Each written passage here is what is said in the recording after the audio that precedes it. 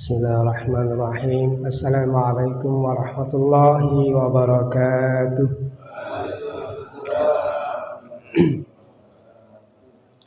Alhamdulillahi rabbil alamin.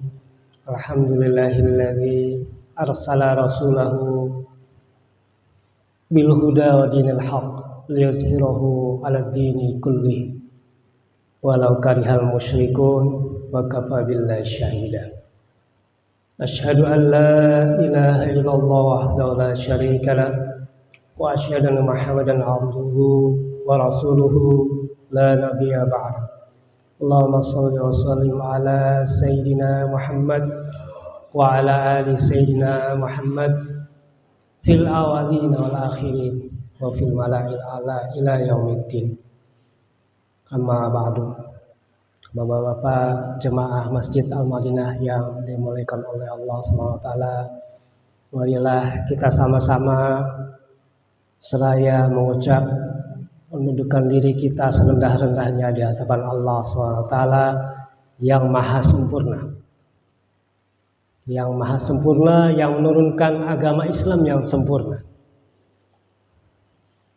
dan juga Dia menurunkan Rasulnya yang maksum, bukan seorang yang peragu.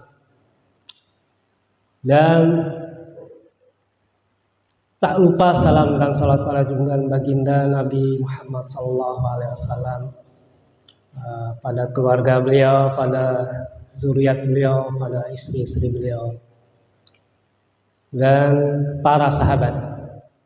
Dan kita sebagai umatnya berdoa mudah-mudahan kita diterima sebagai umat yang diakui oleh baginda Nabi Muhammad SAW.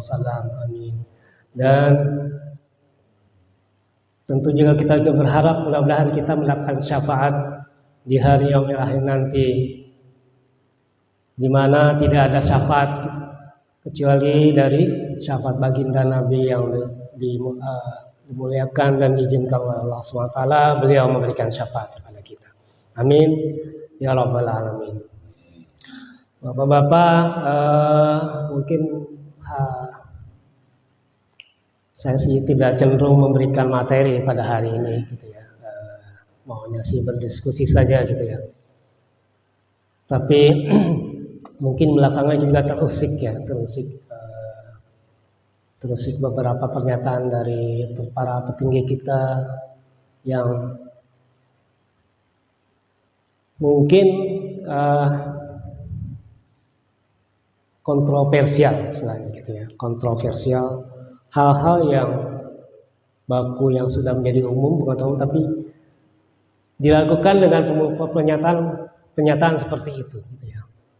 Seperti Tuhan bukan orang Arab, gitu ya. Tuhan bukan orang Arab. Sebenarnya pernyataannya sudah pernah diluncurkan dikemukakan oleh siapa Pak? Yang belakangan kan dari petinggi TNI ya. Sebelumnya sudah ini. Dulu juga ada setahun yang lalu atau 2 tahun yang lalu gitu ya. Andi Armando dia bilang Tuhan itu bukan orang Arab, gitu ya. Disebutkan lagi agama Islam ini belum sempurna dan tidak akan menjadi sempurna, gitu. Ini suatu pernyataan yang kontroversial lainnya. Ada juga pernyataan bahwa Nabi Muhammad itu orang yang tidak pernah merasa benar. Ini suatu pertanyaan yang layak kita luruskan kembali ya, Seperti Khadijah, apakah dia beragama apa? Apakah Sayyidina Abu Bakar juga merebut kepemimpinan, gitu ya?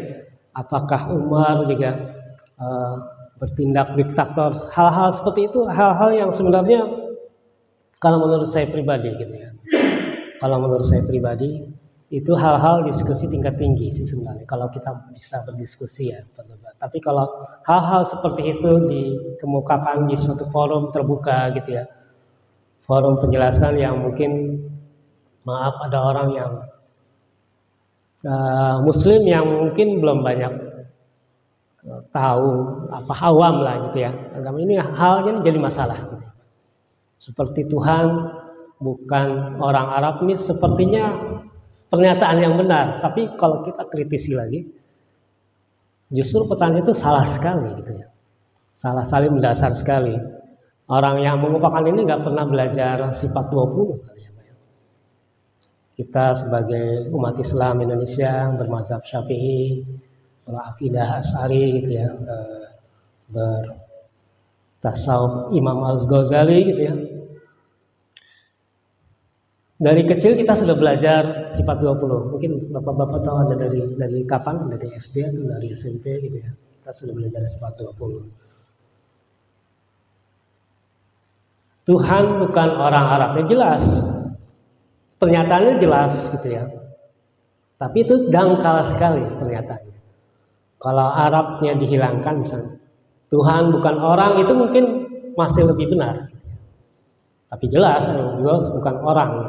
Kalau misalnya Tuhan dibilang bukan orang Arab, berarti dia pernyataan berikutnya dia orang mana gitu kan. Ada pertanyaan berikutnya, dia orang mana gitu ya. Tapi kalau dibilang Tuhan bukan orang, maka ini jelas gitu. Memang Tuhan bukan makhluk gitu ya. Tuhan adalah Khalik gitu, pencipta gitu ya. Tapi kalau Tuhan dibilang bukan orang Arab gitu ya. Jadi pertanyaan apa orang mana dia? Nauzubillah min dzalik gitu ya. Kita tidak laisa kamitslihi syai'un. Tidak ada yang menyerupai dengan dia sesuatu apapun gitu ya. Kita diberi pengetahuan Tuhan tidak zatnya gitu ya. Kita diberitahu Tuhan sifat-sifatnya, perbuatannya, afalnya gitu, tapi tidak dengan zatnya. Zatnya hanya Allah yang tahu gitu ya. Hanya Allah yang tahu, kecuali orang tersebut diberitahu. Tapi kita tidak diberitahu Pak, zatnya. Bahkan kita tidak bisa melihat Allah gitu ya, kecuali orang-orang tertentu yang sudah ini. Dan kita akan melihat Allah nanti di surga nanti gitu. Itu juga kalau kita masuk surga yang paling tinggi Pak ya. Kalau surga paling rendah nggak ada tuh gitu ya. Nggak dapat kita gitu. Royatullah, kita melihat Allah gitu ya. Jadi surga yang paling tinggi, surga para nabi. Kita kalau kita masuk surga bersama Rasulullah SAW, kita akan melihat Allah gitu ya. Berpandang-pandangan gitu ya, antara Khalik dan makhluknya. Seperti paumpamaannya itu seperti melihat bulan terang jelas gitu ya. Tidak ada keraguan, tidak ada hijab lagi seperti itu. Kalau sekarang kita dikasih tahu tidak diberi kewenangan gitu ya. Tidak bisa kita melihat Allah Subhanahu wa taala gitu ya. Yang pertama jelas Tuhan itu bukan orang, bukan makhluk. Tapi pernyataan Tuhan bukan orang Arab itu salah, jelas salah gitu ya. Karena itu menimbulkan pertanyaan berikutnya, apakah Tuhan orang bule gitu ya, orang barat, orang itu. Ini pernyataan yang salah. Dia tidak apakah dia dengan bodoh? Saya pikir saya berprasangka baik, mungkin dia belum tahu gitu ya. Belum tahu. Tapi kalau kita lihat runut awal ya, ini kan belakangan juga pernyataan-pernyataan seperti ini sepertinya digaungkan gitu Pak ya. Ada nama sekarang moderasi beragama ya. Moderasi beragama ini sebenarnya sama aja kata-katanya gitu ya. Sekularisme, liberalisme, apa dulu ada Islam Nusantara gitu ya. Ada dulu zaman-zaman tahun 70-an tuh ada namanya pembaharuan Islam gitu ya. Pembaharuan pemikiran Islam. Hal-hal seperti ini yang kelihatannya dikemas modern ya gitu ya. Tapi intinya tujuan akhirnya ya menyesatkan umat gitu ya. Menyesatkan hal-hal yang sudah kita mahfum ijma ulama, hal-hal yang tidak bisa diganggu gugat sebenarnya gitu. Tapi dalam diskusi tingkat atas mungkin masih bisa. Allahu a'lam gitu. Kalau ke tingkat bawah tidak boleh hal-hal seperti ini digaungkan kembali. Seperti Islam, agama yang belum sempurna dan tidak akan pernah sempurna, kata seorang Buya gitu ya. Hal-hal ini meragukan kita gitu. Islam agama yang Rasulullah ya berarti Buat apa gitu kan? Padahal Allah maha sempurna jelas, menurunkan agama yang sempurna. Setelah kusempurnakan hari ini dan kuridhoi Islam sebagai agama, itu surat Al-Maidah ayat 3, jelas agama Islam sudah agama yang sempurna.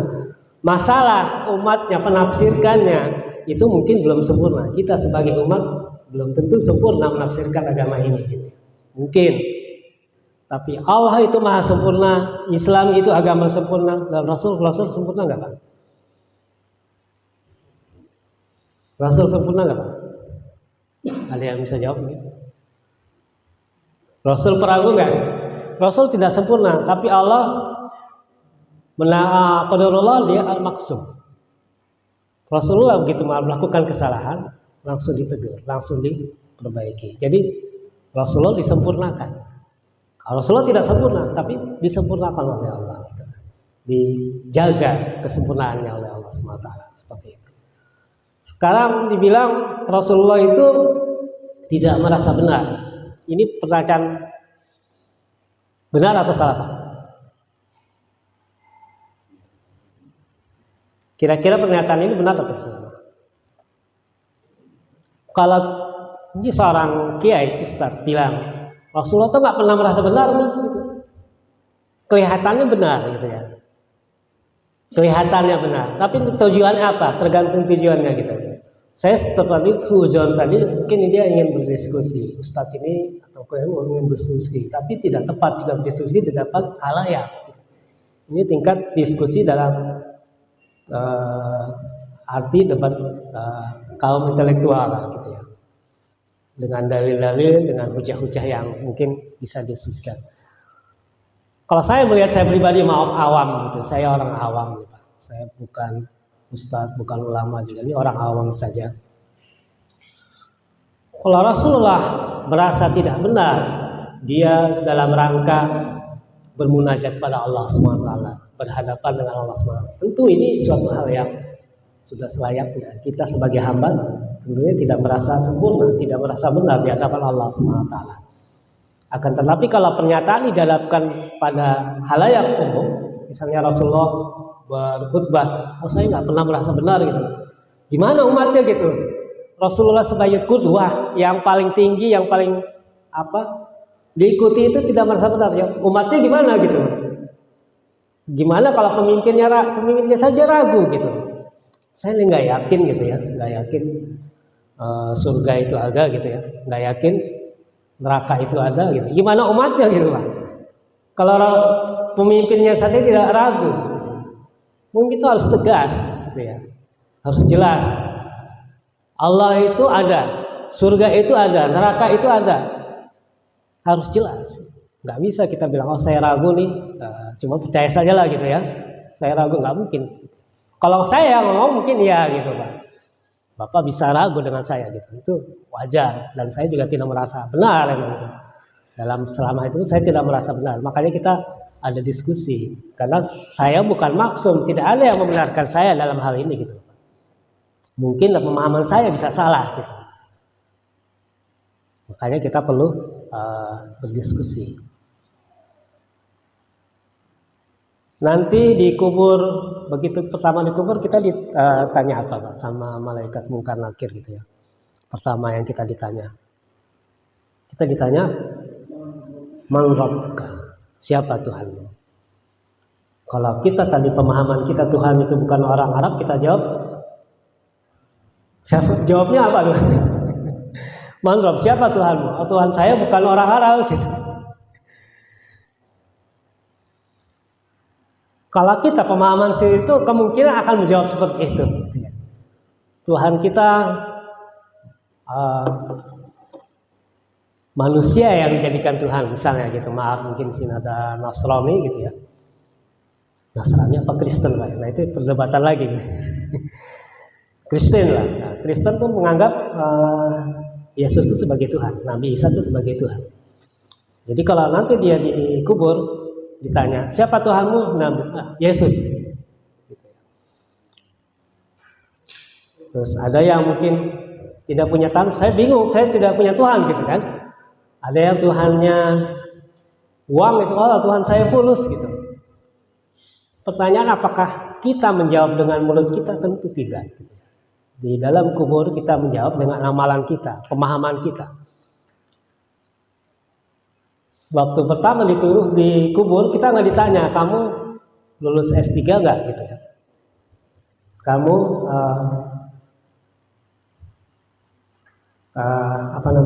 sholat ibadah kamu banyak kan? Enggak ditanya itu Pak. Yang pertama ditanya apakah kita mengenal Tuhan kita. Makanya sebelum kita belajar Islam, itu yang pertama-tama kita belajar tentang ma'rifatullah dulu, belajar tentang kenal Allah dulu.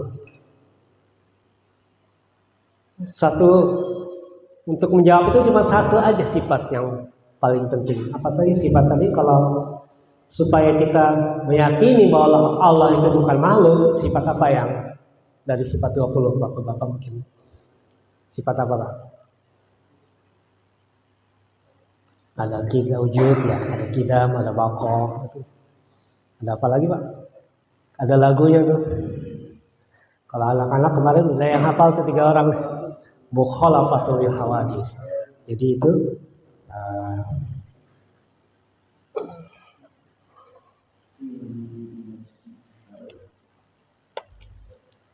mukhalafatul hawadis. Allah tidak serupa dengan makhluknya. Dia binafsi, ya Allah berdiri dengan sendiri gitu ya. Allah itu tetap sendiri Pak. Waktu dia belum menciptakan makhluk, sekarang makhluk sudah tercipta gitu ya. Makin berkembang, makin meluas gitu ya. Sampai akhirnya semua makhluk dimatikan, dia tetap sendiri Pak. Gak ada pendamping dia. Maksudnya tidak ada yang serupa dengan dia.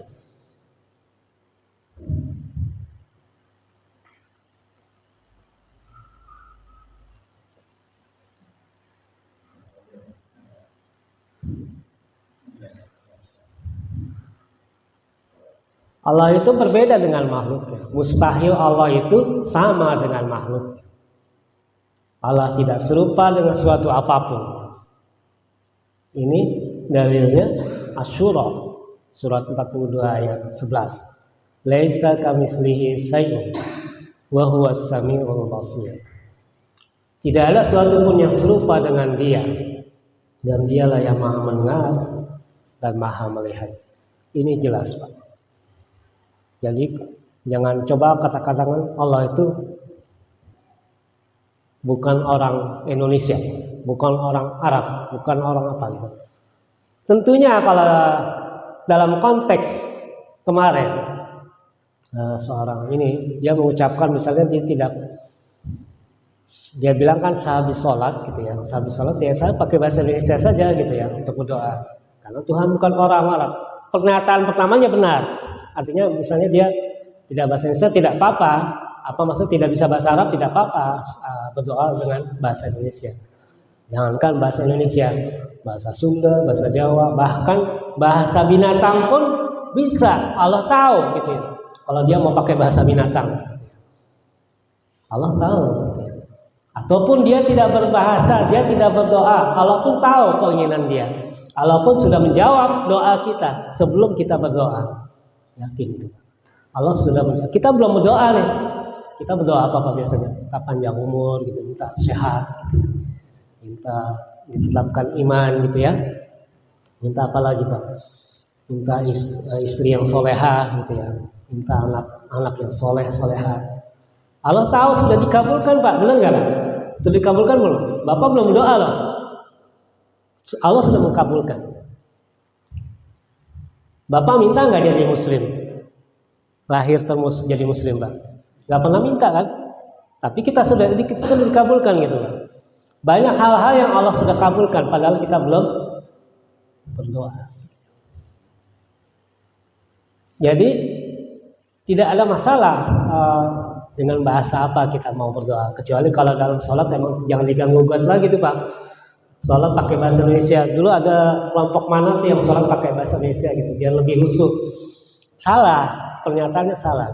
Sholat sholli kama ra'aituni yusolli.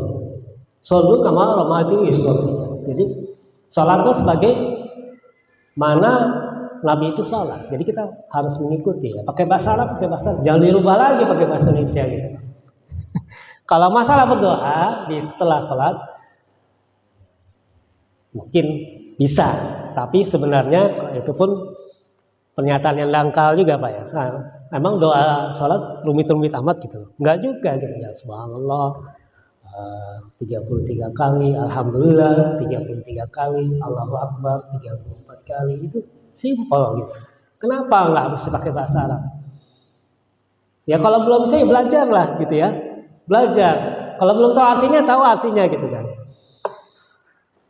Ada Al-Fatihah, ada ayat kursi, ada Al-Muwazzatain gitu kan, ada kulhu, a'udzubillahi falaq, a'udzubillahi. Simple doa-doa salat itu.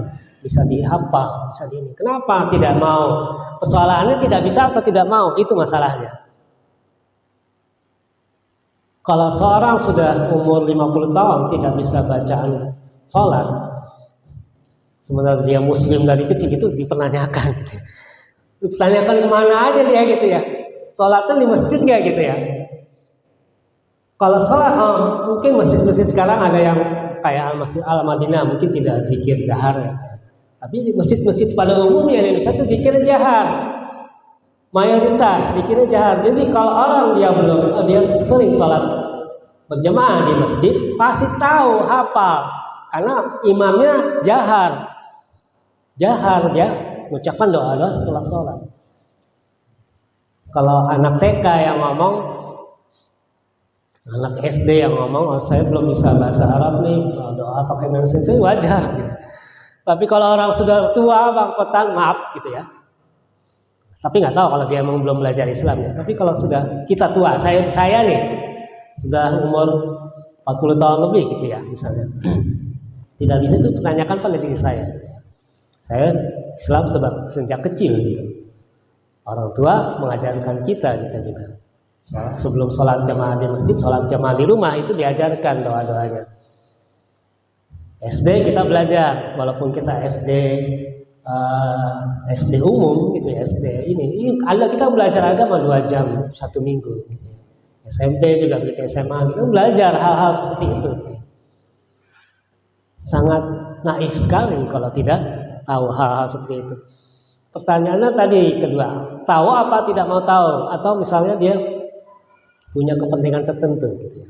Punya kepentingan tertentu untuk mendiskredibilkan hal-hal tertentu. Ini tentunya terkait dengan narasi sebelumnya gitu ya. Narasi sebelumnya melihat baliho gitu ya, tapi hatinya mendidih gitu. Dalam rangka apa? Gitu. Hal-hal kayak gini gitu ya. Ini kadang-kadang kita pun, saya pribadi kita pun gitu ya, sering melihat sesuatu tidak adil gitu. Kita mungkin benci sesuatu, kita sentimen gitu ya, kalau orang kita bilang kita sentimen pada si A gitu ya, misalnya gitu ya. Dan kita berlaku tidak adil juga. Udah sentimen tidak adil. Artinya misalnya pokoknya pernyataan dari A mau benar mau salah gua nggak pakai gitu. Itu udah sentimen pribadi gitu ya. Hal-hal seperti itu. Ini membuat kita belajar. Jangan kita bersikap tidak adil. Boleh kita tidak suka seseorang, anak perangainya, pribadinya, tapi kita harus bersikap adil. Apabila dia menyuarakan kebenaran, maka harus kita itu sebagai terima kebenaran. Bapak nih mungkin ya kita nggak pernah tahu, mungkin ada yang tidak suka pada saya gitu kan, nggak apa-apa Pak gitu ya, itu wajar. Kalau misalnya saya perangai buruk gitu, ada satu hal yang kurang berkenan gitu, guys, pertama saya mau minta maaf, tapi kan kita orang tidak tahu orang bisa memaafkan atau tidak gitu. Tapi kalau bila saya mengucapkan kebenaran, terimalah itu sebagai kebenaran, bukan karena saya pribadi. Kalau kesalahan, ya terima itu kesalahan saya pribadi. Seperti itu. Kita tuh dalam hidup berinteraksi dengan manusia seperti itu, Pak. Harus bersikap adil pada diri kita, adil pada orang lain. Jangan sampai karena kita tidak menyukai seseorang, kebenaran itu tertutupi. Gitu. Apa yang dia ucapkan benar salah tidak dikoreksi gitu ya, benar tidak diterima seperti itu. Karena yang benar itu memang dari Allah SWT. Saya cuma wasilah aja Pak. Di sini kita diskusi Bukan mencari kebenaran, bukan mencari siapa yang paling benar, bukan. Tapi kita melihat sama-sama, melihat kebenaran itu seperti apa. Kalau memang itu benar, marilah sama-sama kita meyakininya. Seperti itu tadi. Mukhalafatul hawadits. Ini dalil yang masuk akal sekali. Dalil yang masuk akal sekali. Tanpa dalil ini pun memang Tuhan memang harus berbeda dengan makhluknya. Tidak mungkin sama. Kalau nanti ada sama, yaitu ada penyembahan. Ada penyembahan di situ, penyembahan yang berlebihan. Kenapa Allah tidak boleh digambarkan? Gitu ya. Tidak boleh diberikan berhalanya, gitu ya. Tidak boleh ini. Allah tidak diketahui zatnya. Zatnya ada, tapi kita tidak pernah tahu zatnya seperti apa. Gitu ya. Jadi intinya yaitu Dia maha segala maha, maha sempurna. Nggak mungkin kita bisa melihat dia zatnya terlalu besar untuk kita lihat. Nabi Musa dulu juga pernah bermohon melihat Allah SWT gitu ya. Allah menjawab katanya, coba kamu lihat hai Musa gitu, gunung itu. Gitu. Nabi Musa termasuk nabi yang bisa berkalam dengan Allah gitu ya. Bisa berkalam dengan Allah. Jadi disebut kalamullah, dia bisa berkata-kata, berdialog dengan Allah langsung.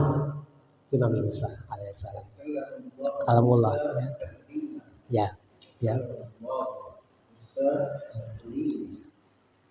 Nabi Musa dipanggil suatu lembah yang suci, kudus, lembah tua ya, di di Syam, di Mesir sana. Itu 40 hari, 40 malam Nabi Musa, kalau kita bilang ditarbiyah, dididik Allah SWT di lembah tua berkalam. Yang kita lihat cuma sedikit, 40 hari itu pelajaran banyak sekali. Banyak sekali. Sama seperti Nabi Musa belajar dengan Nabi Khidir gitu. Nabi Khidir di surat Al-Kahfi kelihatannya cuma 3 pertanyaan. Padahal Nabi Musa menyertai Nabi Khidir itu berapa tahun, Pak? 6 tahun, Pak. Jadi Nabi Musa belajar hikmah pada Nabi Khidir itu 6 tahun. Kalau di Quran memang simpel gitu, penjelasan. Tapi kalau kita gali lebih tafsirnya segala macam itu dia belajarnya banyak sekali Nabi Musa ke Nabi Khidir. Seperti itu juga Nabi Musa berkalam dengan Allah SWT 40 hari, 40 malam di lembah tua. Lembah suci tua. Yaitu Nabi Musa meminta, dia ingin melihat Allah SWT. Allah berfirman gitu, hai Musa, kalau kamu lihat 2 gunung gitu ya, gunung Bukit Tursina ya, bukit tapi kalau gunung itu masih di tempatnya, kamu akan bisa melihat aku. Yang terjadi apa? Gunungnya hancur, Pak. Hancur ya. Nabi Musa pingsan Nabi Musa. Jadi tidak ada zat yang mampu melihat Allah SWT. Kecuali Rasulullah SAW. Mungkin ada 2 pendapat di sini ya. Rasulullah SAW waktu Mi'raj itu dia ke Sidratul Muntaha. Sidratul Muntaha itu pohonnya akarnya di ujung ke lapis 7 bumi gitu ya. Ujung dahannya itu di lapis 7 langit. Sidratul Muntaha suatu tempat yang cuma Rasulullah bisa masuk gitu. Jibril pun tidak boleh masuk. Itu ada 2 pendapat. Di situ ada yang bilang Rasulullah SAW tidak melihat Allah SWT. Dia melihat hijab. Ini hadis dari riwayat Aisyah radhiyallahu anha. Apakah kalau kamu melihat Rabbmu ya Rasulullah? Gitu kata Aisyah, istri Rasulullah SAW. Aku melihat cahaya, hijab cahaya, dibilang gitu kata Rasulullah SAW. Tapi dalam hadis riwayat Abu Hurairah jelaskan, dia ditanya juga, apakah kamu melihat Rabbmu ya Rasulullah? Ya, tegas ini. Jadi itu ada 2 pendapat ya. Saya tidak mau berpolemik 2 pendapat ini. Yang jelas Yang paling jelas kita sebagai makhluk yang dia akan diizinkan melihat Allah itu nanti setelah kita dimasukkan ke dalam surga. Surga yang paling tinggi. Kalau surga yang paling bawah, yang bawah-bawah Pak nggak lihat Pak. Tapi kita dikasih kesempatan nanti. Nah, surga Firdaus bersama Rasulullah SAW para nabi itu ru'yatullah gitu ya. Melihat Allah, ibarat kata itu kita selama ini kan merindukan Pak, 5 berapa tahun kita hidup gitu ya. Umur 50 misalnya, dari mulai sholat tuh umur 15 lah, berarti 35 tahun kita sholat gitu. Sholat 5 kali sehari. Laki-laki kan nggak ada jedanya Pak ya. Kalau perempuan mungkin ada waktu haid gitu ya. Laki-laki nggak ada jedanya, kita berapa puluh tahun kita sholat. Sholat itu sebenarnya pertemuan kita dengan Allah gitu ya. Itu melatih kita pertemuan dengan Allah. Kalau kita emang sholatnya khusyuk gitu ya, berlatih khusyuk apa segala macam, meninggalkan segala dunia, kita akan bertemu Allah. Itu mi'raj sebenarnya. As-sholatu mi'rajul mu'minin gitu ya. Sholat itu mi'rajnya orang mukmin. Mi'rajul mu'minin ya. Jadi Rasulullah mi'raj, kita pun mi'raj gitu ya. 5 kali sehari. Makanya kalau kita sholat khusyuk kita bisa berkata-kata gitu, saling jawab seperti dalam surat Al-Fatihah itu kita berdialog dengan Allah. Nanti pada kenyataannya kita akan bertemu lagi, insya Allah kalau Allah izinkan kita memasuki surganya bersama Rasulullah SAW gitu. Amin ya rabbal alamin. Tentunya sekarang kita masih berjuang ya Pak ya.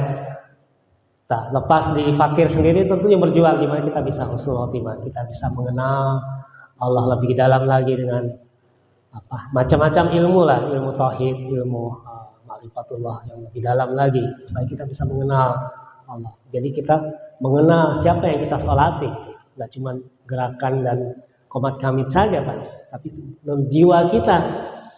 Jadi dalam tubuh ini ada namanya tubuh fisik ya, tubuh fisik ada namanya qalbu, ada namanya nafs, ada yang namanya ruh. Itu gimana kita membawa semua itu ke hadirat Allah SWT, nggak cuma fisik kita gitu. Kita melangkahkan kaki dari rumah, kita mau ketemu Allah gitu. Walaupun Allah sebenarnya nggak cuma di sini, Allah tuh sudah dekat dengan kita gitu. Dia dimanapun kita berada gitu ya. Wa huwa ma'akum aina ma kuntum gitu ya. Jadi dia sesungguhnya berada dimanapun kamu berada. Cuman kita kadang-kadang sering lupa, maka diingatkan dengan sholat. 5 kali minimal kita ingat sholat. Makanya kalau udah nggak ingat 5 itu ya kita introspeksi diri, kita perbaiki lagi sholat kita gitu ya. Sesuai dengan sunnah nggak, sesuai dengan rukunnya nggak, syarat-syaratnya. Terus yang kita mungkin ustadz kita kasih tahu kan cuma cara sholat Pak. Tapi kalau cara sholat khusyuk itu jarang ya Pak ya. Itu materi yang berat karena mungkin hampir tidak orang yang bisa khusus 100% gitu ya. Tapi itu kita berusaha. Mudah-mudahan Allah menganugerahkan kita bisa sholat khusyuk gitu ya, bisa menangis gitu ya, ingat akan dosa-dosa kita, berharap. 2, kita ini takut gitu, takut dalam arti kita takut sholat ini nggak diterima gitu ya. Tapi itu kita berharap mudah-mudahan amal yang tidak sempurna ini disempurnakan oleh Allah SWT gitu ya. Jadi amal yang diterima gitu ya. Amalan mutaqabbalah gitu ya, amalan yang terima. Itu Allahumma inna nas'aluka iman nafi'a wa rizqan thayyiban wa amalan mutaqabbalah. Itu doa yang ajib banget itu. Kalau kita udah beramal sholat, puasa, zakat, haji, tapi nggak ada yang diterima, aduh sedih banget Pak kayak gitu. Sedih banget gitu ya Pak ya. Ibarat kata itu cinta yang bertepuk sebelah tangan gitu. Dari kita aja gitu ya, baper gitu ya. Tapi nggak pernah dihiraukan sama yang sebelah gitu ya. Seperti itu. Kita harus mengenal Allah Pak ya. Kita harus banyak mengenal Allah ya. Banyak caranya sih. Caranya perbanyak zikirnya gitu, perbanyak baca Qur'annya, perbanyak sholawatnya. itu dengan pelan-pelan, step by step gitu. Sampai akhirnya kita mati itu dengan mengenal Allah yang sempurna. Jadi kalau kita dikubur kita bisa menjawab gitu. Dalam arti amal kita bisa menjawab. Man rabbuka. Walaupun kita tidak bisa bahasa Arab loh Pak ya. Bahasa Arab itu wajib sebenarnya. Ada yang bilang wajib gitu ya. Tapi ada yang bilang kalaupun nggak sempat belajar bahasa Arab ya amal kita lah yang menjawab gitu ya. Kemarin ada yang bertanya di kubur itu tanya bahasa apa gitu ya. Tentunya bahasa Arab. Malaikat tuh bukan nggak tahu bahasa Indonesia bahasa apa, tapi emang jumlahnya begitu, SOP-nya gitu. SOP-nya dia nanya bahasa Arab Pak. 7 langkah setelah orang terakhir dikubur itu, malaikat tuh udah langsung masuk. Kalaupun misalnya orang itu berhari-hari nongkrong di situ nggak dihitung juga itu. Ya, kalau mau waktunya ditanya masuk malaikat. Jadi ada kemarin ada di YouTube ada ini juga yang iseng, entah iseng atau apa gitu ya. Dia pakai kamera gitu ya, kamera ingin membuktikan itu ada nggak memang. Maksudnya malaikat masuk ke dalam kubur gitu ya. Ditaruhlah kamera gitu ya. Ya kelihatan itu ada cahaya, cuma mungkin nggak kecil ya, nggak terlalu kelihatan gitu. Ada sekilas cahaya yang masuk setelah orang terakhir meninggalkan kubur. Malaikat itu udah langsung kerja, nggak ada istilahnya tantal gitu. Itu udah SOP-nya udah jelas. Malaikat tuh nggak dikasih nafsu, Pak. Akal aja nuruti perintah Allah. Jadi dia nggak bisa dinego, Pak. Tabdar dulu deh nanya dia, nggak bisa. Nggak bisa. Kecuali kita emang orang soleh yang masuk surga tanpa hisab, itu malaikat nggak berani nanya tuh. Udah langsung meninggal, langsung tidur, langsung nanti bangun udah masuk surga. Itu surga tanpa hisab gitu ya. Surga tanpa hisab. Kalau orang-orang biasa ya ditanya dulu Pak. Nanti kita nggak ada yang jawab. Kalau kita punya amal yang bagus, misalnya sering baca Quran, nanti Qurannya yang jawab Pak. Quran datang bentuk manusia gitu. Makhluk lah gitu. Sebelum malaikat tanya nih, tar dulu malaikat jangan nanya dulu nih. Ini orang sering baca saya nih gitu ya di waktu hidupnya. Saya yang tameng gitu. Saya yang cover gitu. Seperti itu. Dia punya puasa yang bagus, punya amal yang bagus gitu. Amal-amal itu yang akan menjawabnya. Seperti itu. Jadi pertanyaan malaikat, dia nggak tanya kamu di dunia pangkatnya apa ya? Nggak nanya Pak. Kamu kuliahnya dokter apa gitu, profesor gitu. Nggak ditanya Pak. Tanya kamu kenal Allah nggak gitu? Siapa Tuhanmu gitu ya? Kalau ya apalah yang kita kenal di dunia ini? Seperti itulah yang kita ini.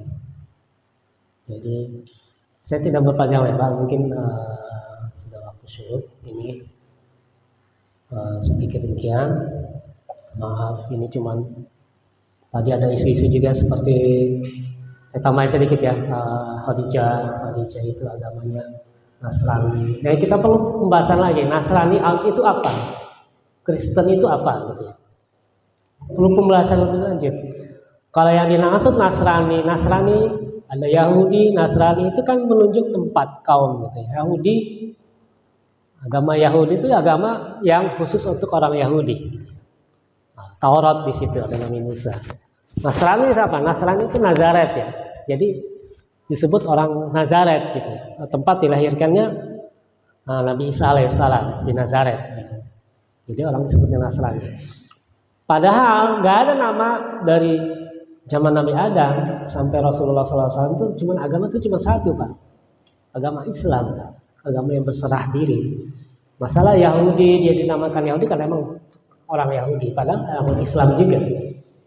Yahudi yang benar-benar mempunyai Taurat gitu ya, Taurat yang diajarkan Nabi Musa tanpa diselewengkan, itu Yahudi akan masuk surga gitu ya. Nasrani juga seperti itu. Nasrani yang masih belum menyimpang, orang-orang Nasrani yang murid-murid Nabi Isa yang mengajarkan bahwa Tuhan cuma satu gitu ya. Nabi Isa cuma sebagai pesuruh gitu ya. Terus ajaran Nabi Isa itu cuma mengulang ajarannya Taurat. Mengulang ajarannya Taurat. Jadi ajaran Taurat ajaran Islam juga. Kalau dia Nasrani yang seperti itu ya dia Muslim juga namanya gitu. Sama seperti pamannya Sayyidatuna Khadijah, Waraqah bin Nawfal yang beragama Nasrani. Nasrani dalam arti di sini Nasrani yang belum menuhankan Nabi Isa alaihissalam, belum menyelesaikan agamanya. Dan mereka orang ini tidak mau juga disebut Nasrani, mereka Kristen, Kristiani, orang yang mengakui Kris, gitu ya, mengakui Yesus sebagai juru selamat dan Tuhan mereka. Ini Kristen. Kalau dibilang Khadijah itu Kristen pasti salah, pernyataannya salah. Tapi kalau dibilang dia Nasrani, ini dulu.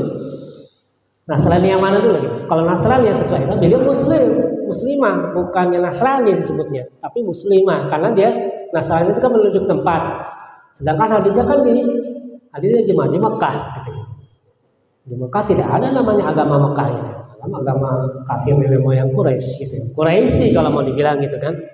Tapi dia bukan, dia muslimah, orang muslim yang pertama bersahadat di hadapan Rasulullah SAW. Yang pertama ya Pak, wanita pertama yang menjadi muslimah gitu ya. Jadi pernyataan Nasrani ini agak ambigu gitu ya. Maksudnya apa gitu ya. Kalau dia mau menyamakan maksudnya Nasrani itu Islam ya jelas benar. Tapi kalau Nasrani itu dibilang dia tidak mengakui kerasulan Nabi atau dia menjadi Kristen gitu yang mengakui Yesus sebagai Tuhan dan Juru Selamat, itu jelas salah. Jadi pernyataan ini perlu dikoreksi. Terus tadi kayak Abu Bakar memboikot Fatimah gitu ya, supaya tidak keluar dari kamu, Ali dari kamu, supaya Abu Bakar itu jelas sejarah yang salah gitu. Bapak bisa baca di Bidayah wa Nihayah gitu. Makasih. Jadi yang dibaca Quran itu sejarah Syiah sebenarnya. Sejarah Syiah. Saya masih tanda tanya apa dia seorang Syiah atau tidak. Allah. Saya tidak mau, karena kan Syiah biasanya takiyah ya. Syiah itu takiyah, pura-pura atau Allah alam, kita nggak pernah tahu. Tapi kalau sejarah yang dibacakan itu sejarah Syiah, sama seperti dibilang Sayyidina Umar itu diktator gitu ya. Itu sejarah Syiah ya, memang tidak suka Abu Bakar dan Umar radhiyallahu. Sejarah Syiah dibacakan di orang Syiah wajar ya. Bikin wajar nggak? Wajar. Tapi kalau sejarah Syiah dibacakan di depan orang Sunni, itu namanya kurang ajar. Kurang ajar gitu ya. Misalnya kalau orang Syiah ceramah gitu kan, pakai mic di depan komunitas Sunni, dia memaki Abu Bakar, memaki Sayyidina Umar gitu, terus mengkafirkan Aisyah gitu kan. Ya jelas marah lah orang Sunni gitu kan. Lo kalau pengajian pribadi aja gitu, jangan lo beberkan di luar umum gitu loh. Itu namanya ngeledek, memicu kontroversi dan kerusuhan gitu, bikin kerusuhan, membuat onar lah gitu ya, membuat onar, perbuatan tidak menyenangkan gitu, pasalnya ke situ. Jadi kita tidak masalah kalau kemarin Ustadz itu ngomongnya di komunitas Syiah gitu sendiri, tidak disiarkan. Tapi kalau dia ngomongnya itu jadi bermasalah Pak. Ini jadi kontroversial. Jadi ini perlu kita garisi.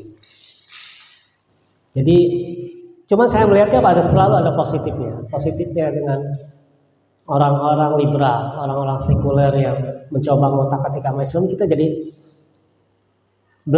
coba belajar lagi. Saya sih melihatnya kita belajar lagi agama kita seperti apa sih yang sahih gitu ya, yang sebenarnya yang pendapat mayoritas yang sudah diakui ijma ulama seperti apa gitu. Jangan terkecoh dengan hal-hal yang kontroversial kecil gitu. Seperti itu. Kita introspeksi aja gitu. Mungkin kita ada berpaham sedikit ke arah sana, Allah alam kita nggak tahu. Kita coba belajar lagi sifat 20, belajar lagi tauhid yang benar gitu ya, belajar lagi syirah ya, sirah Rasulullah SAW, apakah Rasulullah orang peragu gitu kan? Apakah seorang Khadijah itu Nasrani? Tentunya belajar sirah, baca lagi buku sirah kan. Kemarin ada film apa Rasulullah masih kecil, kita belajar lagi belum Ar-Risalah yang Rasulullah berdakwah ya. Banyak hal-hal yang kita bisa pelajari gitu. Mau kita baca, mungkin baca buku tebal agak sulit. Tapi kalau kita nonton film gitu kan masih bisa lah 2 jam 3 jam gitu ya. Kita baca sekilas sejarah. Itu hal-hal yang kita perlu introspeksi lagi, kita tekuni lagi seperti itu. Mohon maaf apabila ada kekurangan dari saya, kesalahan dari saya pribadi. Saya mohon maaf dan mohon ampun Allah SWT ada kata-kata yang menyinggung, yang tidak berkenan Bapak-Bapak sekalian. Yang benar hanya dari Allah SWT dan Rasulnya. Mudah-mudahan kita bisa meyakininya, kita harus meyakininya dan mengamalkannya sesuai kemampuan kita. Billahi taufiq wal hidayah, adamallahu wa iyyakum ajma'in. Assalamualaikum warahmatullahi wabarakatuh. Subhanakallahumma wa bihamdika asyhadu an la ilaha